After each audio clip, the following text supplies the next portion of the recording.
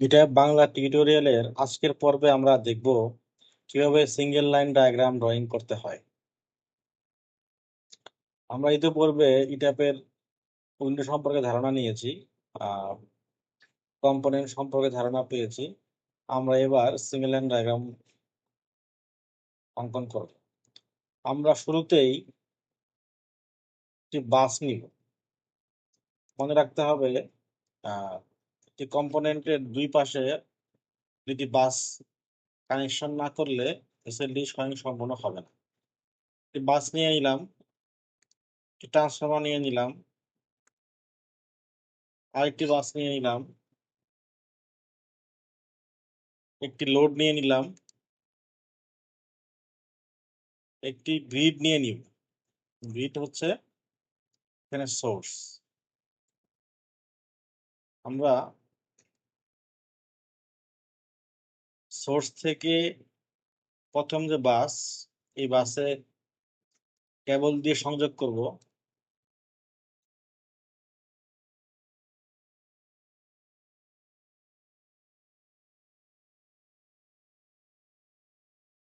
দেখতে পাচ্ছেন খুবই সহজ। কম্পোনেন্টের উপরে ক্লিক করতে হবে, ক্লিক করলেই কানেকশনের জন্য একটি পয়েন্ট বের হবে। ক্লিক করলে বাস পর্যন্ত নিয়ে আসতে হবে। আমরা লোডে কোনো কেবল দিচ্ছি না, আমরা কেবল দিতেও পারি। কেবল দিয়ে দিলাম, কেবলটি বাসে এবং লোডে সংযোগ করে দিলাম। অনেস্টলি ড্রয়িং হয়ে গেল, কিন্তু আমরা এখনো কোনো স্পেসিফিকেশন দেইনি।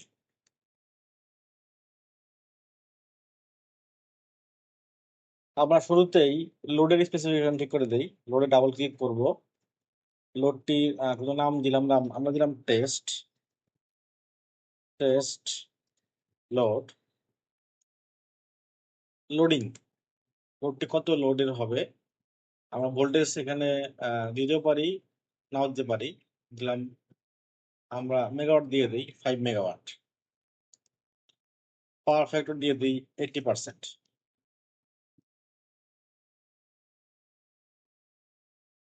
ভোল্টেজ 415। ভোল্টেজটা বাস থেকে সে নিবে। হ্যাঁ, আচ্ছা, আমরা এবার এই কেবলের স্পেসিফিকেশন ঠিক করে দেই। ধরি এটা একটা এলটি কেবল, নাম দিলাম এলটি কেবল। তারপরে কেবলটির লাইব্রেরিতে যাই। লাইব্রেরিতে গিয়ে যেহেতু এটি একটি এলটি বাস, তাহলে আমরা কপার কেবল নেই। আমরা এখানে কপার কেবল এখান থেকে ফিল্টার করে ফেলি এবং এখানে গিয়ে 0.05, অর্থাৎ 0.05 কেবি, মানে 500 ভোল্ট আর কি। 500 ভোল্টের কেবল দিলাম, কপার কেবল। আমরা এখান থেকে সাইজ দিতে পারি। আমরা দিলাম 25 mm² কেবল। কেবল এখানে চলে আসলো যে 500 ভোল্টের কেবল, হাফ কেবি, সাইজ হলো 25 mm², single core. Single core cable. আচ্ছা, আমরা লেন্থ দিতে পারি যে 100 মিটার। আমরা ওকে দিয়ে দিলাম। লোড এবং কেবলের স্পেসিফিকেশন দেওয়া হয়ে গেল। আমরা এবার ট্রান্সফরমারে যাই। আমরা বাসের ভোল্টেজ দিতেও পারি, না দিলে সমস্যা নাই। আমরা চলে গেলাম ট্রান্সফরমারে। ট্রান্সফরমারে গিয়ে দিলাম T1 ট্রান্সফরমার। এখানে তেমন কিছু নেই, টুয়েন্ডিং ট্রান্সফরমার। চলে যাবো reading a. Test transformer, reading a গেলাম। এটা একটি প্রাইমারিতে 11 কেভি ভোল্টেজ দিব। আমরা সেকেন্ডারি দিব হলো 0.415 কেভি। ট্রান্সফরমারটির যেহেতু লোড দিয়েছি আমরা 5 MVA, আমরা ট্রান্সফরমার দিব হলো 7 MVA। এমবিএ দিয়ে দিই 7। এটা ইচ্ছা মতো আমাদের সার্কিটের ডিজাইন অনুযায়ী আমরা এখানে দিব। তারপরে দেখেন লিকুইড ফিল, ভিতরে লিকুইড দেওয়া আছে। মিনারেল অয়েল ক্লাস, এটি কি অয়েল ন্যাচারাল এয়ার ন্যাচারাল? হ্যাঁ, সাধারণত সৌর ট্রান্সফরমার গুলো এমনই হয়, অয়েল ন্যাচারাল এয়ার ন্যাচারাল। এখানে কুলিং সিস্টেম হচ্ছে অয়েল ন্যাচারাল, কোনো ফোর্স কুলিং নেই। দেখতে পাচ্ছেন এখানে ফুল লোড অ্যাম্পিয়ার এলটি তে এবং এসটি তে কত হবে সেখানে দেখাচ্ছে। Temperature rise 65 degree Celsius. এবার হচ্ছে পার্সেন্টেজ ইম্পিডেন্স দেওয়ার পালা। আমরা যেহেতু কোনো নেম প্লেট আমাদের সামনে নেই, আমরা টিপিক্যাল জেড এবং এক্স বাই আর রেশিও দিয়ে দিচ্ছি। এক্স বাই আর রেশিও অত্যন্ত গুরুত্বপূর্ণ একটা জিনিস। এটা যারা জানেন তারা জানেনি, যারা না জানেন তারা আমাদের চ্যানেলটি সাবস্ক্রাইব করে রাখবেন। আমরা ভবিষ্যতে এই এক্স বাই আর কি এর সম্বন্ধে বিস্তারিত আলোচনা করব।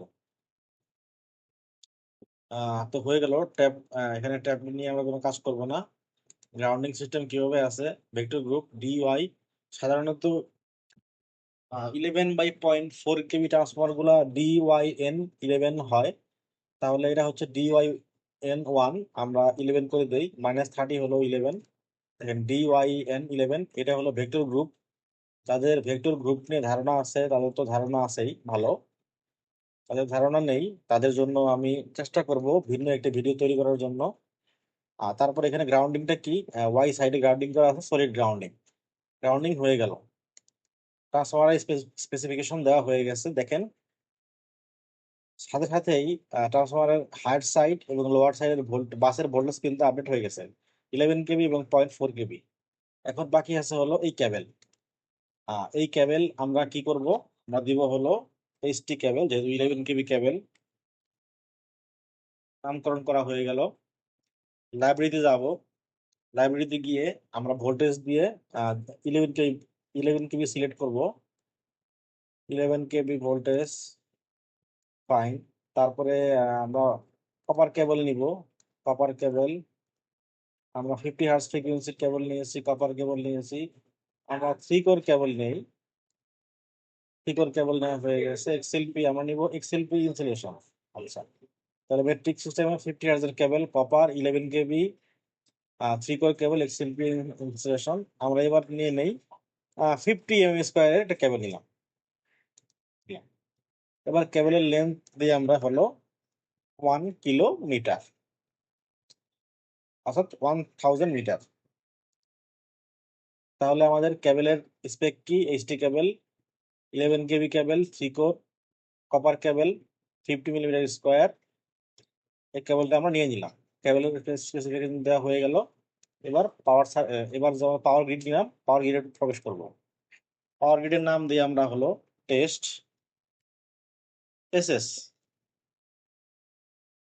সুইং বাস, অর্থাৎ ভোল্টেজ লোডের সাথে সাথে ভেরি করবে। রেটিং দিয়ে দিই আমরা 11 কেবি রেটেড। অপারেটিং মেগাওয়াট ম্যাক্সিমাম দিয়ে দিই 30 মেগাওয়াট। এখানে আর কিছু দেওয়ার দরকার নেই, শর্ট সার্কিট দিয়ে দেই। ম্যাক্সিমাম শর্ট সার্কিট কত হবে, সাধারণত প্রত্যেকটি সোর্স সাবস্টেশনের শর্ট সার্কিট এমভিএ উল্লেখ থাকে বা ক্যালকুলেশন করে বের করতে হয়। তো আমরা ধরে নিলাম এটা হলো 250 MVA। X by R ratio সাধারণত থাকে 15 থেকে 20, আমরা 15 ধরে নিলাম। এই এক্স বাই আর রেশিও হলো সোর্স যেই সাবস্টেশন থেকে বা গ্রিড থেকে এসেছে সেই গ্রিডের ট্রান্সফরমারের x by R ratio.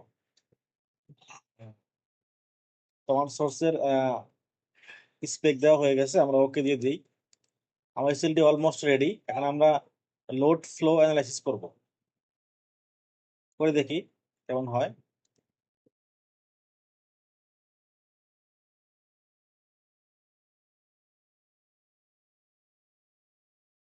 Perfectly working, আমাদের ড্রয়িংকৃত এসএলডিটি খুব সুন্দরভাবে ওয়ার্ক করতেছে, আপনারা দেখতে পাচ্ছেন। কারেন্ট ভোল্টেজ সুন্দরভাবে এখানে আমরা দেখতে পাচ্ছি, কত অ্যাম্পিয়ার কারেন্ট যাচ্ছে।